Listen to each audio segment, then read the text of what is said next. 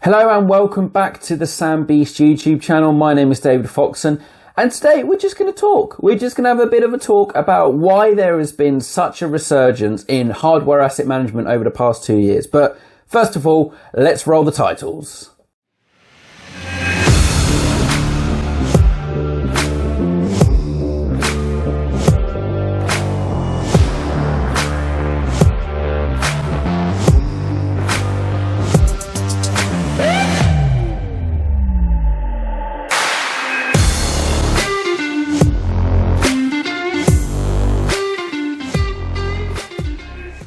Okay, so hardware asset management has become something that is really at the forefront of a lot of senior IT managers, directors, C-levels minds over the past 18 months, 2 years or so. Now, I must admit, pre 2 years ago, hardware asset management didn't really have a lot of love, right? Let's be honest. The focus was always on software asset management because ultimately software asset management manages license compliance.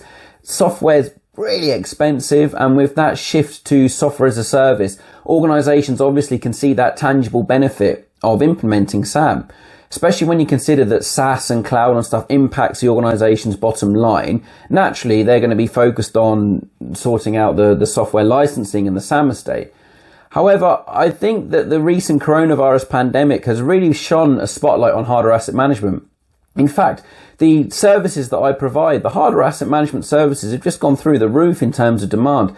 People are now wanting to understand where all of their hardware assets are, making sure that their AMDB, their asset management database, is accurate and updated. Because, let's face it, you probably had it the same yourself.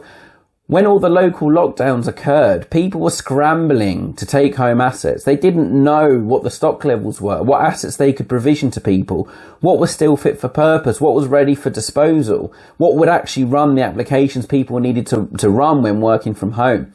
And I think that initial panic, the initial few weeks potentially of disruption, and then ultimately the supply chain issues that we saw then and are still seeing now, has resulted in organizations taking hardware asset management far more seriously.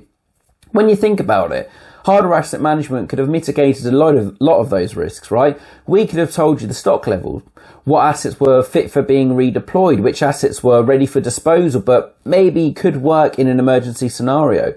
We could have told you how many monitors there were out there if people needed them for working from home, what the supply chain issues were like. You know, I've even heard of some people having to bid for laptops and desktops and home working equipment during the initial pandemic because there was such a shortage of assets, basically. There was such a shortage of assets. And I think that kind of shortage and the feedback going up to the senior management staff when people couldn't work properly on, we haven't got enough assets here, has really then made them go, well, we need to manage our assets far more effectively. The cost implications as well, people working from home, things have become a lot potentially harder to track. So when typically you'd have a laptop, it'd come into your office, it connects to your network, get all the latest patches and updates, you'd be able to see, where the user is. Now when they're working from home, you physically don't have that asset kind of in your premises or on your premises very often. So you need to make sure that you're, controlling the asset, managing it remotely. You need to make sure that the user is still adhering to the IT acceptable use policies, that they're still adhering to the hardware asset management policies. But why are we seeing this resurgence in hardware asset management? Forgetting about the pandemic. Why is hardware asset management now, as in the middle of 2021, when we're, 18 months into a pandemic, why are organizations only now starting to pick up on it? And I think there are a number of reasons for this. The first one is the realization that you cannot successfully or optimally, if that's a word, do software asset management and software licensing without proactive and effective hardware asset management. That is a big one. If you don't know where your assets are, what the configuration of them are, you're not going to be able to license it effectively, optimally. You may be under licensed, you may be over licensed, you may not be spending enough, you may be spending way too much money. Hardware asset management can provide that visibility on the hardware data. Next up, I think it's all of the home working support. Are the laptops that you're running, fit for purpose? Were you actually refreshing your hardware assets too frequently beforehand? Were you doing it like a set every 3 years, no matter what, we were refreshing our hardware? Whereas now you're looking at it going, well, actually, after 4 years, these assets are still working. They're still supporting our users. They're still working within our infrastructure. Maybe we can actually sweat these assets a bit more and save a bit more money. They're also looking then about the optimizing, again, really struggling with that word, the optimizing of existing assets. So if someone's got a laptop and they're not using it, why are they not using it? Can we bring it back in? Can we reuse it? Very much in the same way that you'd do internal software reviews, doing internal hardware reviews. Do we have the right switches, routers, network equipment to support, the new way of working in the office? Is it too much? Is it too little? What about physical servers? We're looking at moving to the cloud. What happens to the old tin? What do we do with that? How do we decommission it?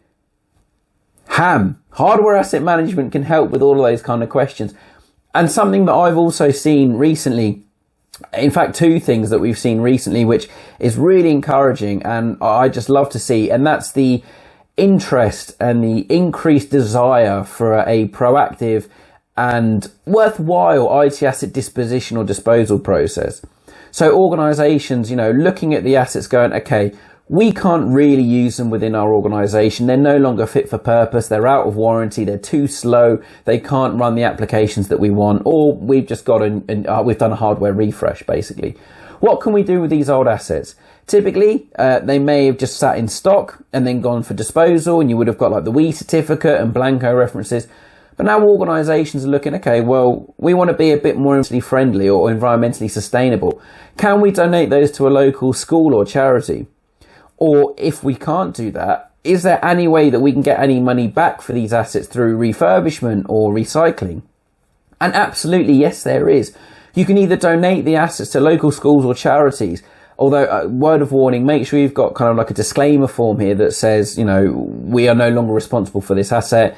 They typically do want them with hard drives as well, but that's a whole nother thing. But they're also looking at, getting money back for assets that physically can't be used anymore, can't be donated. What about the materials within them, the components of the asset? Can we get any rebate for them? Can any part of the asset be refurbished?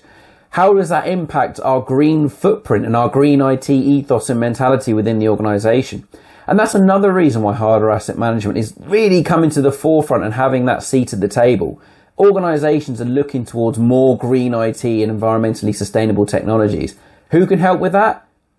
Hardware asset management. Yeah, you've got to say it along with me when I say it. Hardware asset management, of course, can help with that, because we can look at things like energy efficiency ratings, hardware refresh cycles, the kilowatts per hour if required, and all of this information go within your AMDB. This is a natural home, a natural progression, and like I said, this is just putting hardware asset management on the map even more.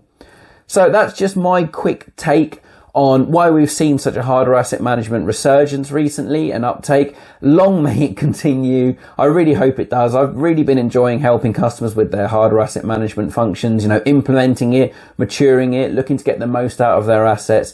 And hey, look, shameless plug, if you want any help with hardware asset management, please feel free to get in contact with me. And whilst you're here, if you're enjoying the content, please don't forget to like and subscribe. And we shall see you next time on the Sam Beast YouTube channel.